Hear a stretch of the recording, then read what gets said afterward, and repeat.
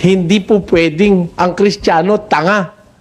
Wala hong Kristiyanong tanga sa Biblia. Tingnan ninyo ang kahulugan ng Kristiyano sa Biblia. Ikalawang Timoteo 3:17. Ganito nakasulat. Upang ang tao ng Diyos ay maging sakdal, That the man of God may be perfect. Ano ang dapat gawin? tinuruang lubos sa lahat ng mga gawang mabuti. He is fully equipped with every good work. That the man of God may be perfect. He is fully equipped with every good work. Ang tao ng Diyos upang maging sakdal, tinuruang lubos sa lahat ng mga gawang mabuti. Napansin niyo yung salita?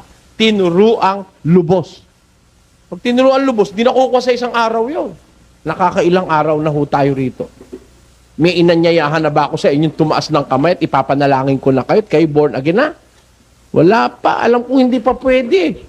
Bakit? Maglihi ka lang 9 na buwan mga nakapa kung minsan 4 na araw ka nagle-labor, di pa malumabat-labas At tingnan ninyo ang Kristiyano kung paano nagiging Kristiyano.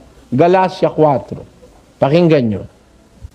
Maliliit kong mga anak, na muli kong ipinagdaramdam sa panganganak. O, kita nyo, sabi ni Pablo sa mga Kristiyano sa Galatia, maliliit kong mga anak, na ngayon muli kong ipinagdaramdam sa panganganak.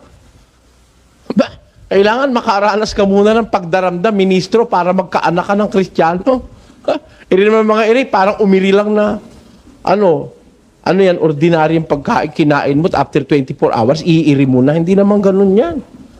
Alam mo, ang pagkakaroon ng Kristiyano, ipinagdaramdam ng ministro yan, ikinukonceive yan. Ha? Kailangan may conception pa muna. Pagkatapos ng conception, lalaki nga yung tiyan mo, di ba, no? Maglilihi pa umpisa Tapos 9 na buwan yun bago ka lumabas sa sinapupunan. Pagka pangalabas mo sa sinapupunan, baby Christian ka na. Ang tawag doon, baby Christian. Mga iri, ang kanilang baby Christian, isang araw lang tinuruan, ano yan? Instant. Kaya pati salvation daw, instant. Kaya ngayon, marami instant. Instant coffee, instant chocolate, instant mami, instant pansit canton. Instant abuloy din yun, ano? Pagka, huwag kayong papaloko sa ganon. Biro mo, isang gabi ka lang nakinig nakilala mo na ang Diyos, pupunta ka na raw sa langit. Imagine, to be an attorney, you have to spend 11 years of your life in the college of law. At least, to be an attorney. To be a computer analyst, you have to spend 5 years or 4 years. To be a mere secretary, you have to spend 2 years.